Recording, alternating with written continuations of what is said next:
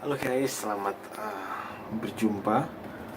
Pada saat ini saya akan mengajarkan tutorial ringtone Nokia. Banyak sih yang belum tahu sebenarnya itu bukan buatan atau ciptaan Nokia, tapi itu ciptaan dari seorang gitaris klasik yang bernama Francisco Tárrega. Dan judulnya itu adalah Grand Vals. Dan cuplikan sedikit diambil Nokia, yaitu nah itu dia, itu yang diambil Nokia. Nah, sekarang saya akan ajarkan yang pertama, melodi yang pertama itu begini.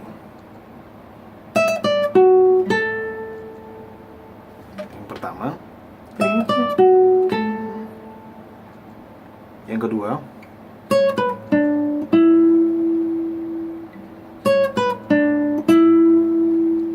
yang ketiga,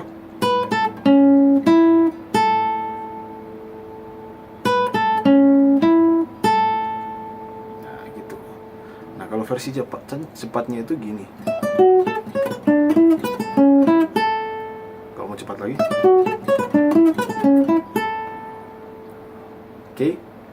Dan lebih enak lagi guys kalau pakai bass. Bassnya itu D, E, A. Jadi begini.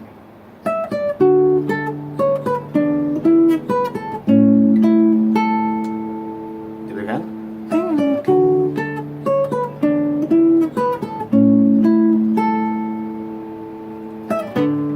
Sorry.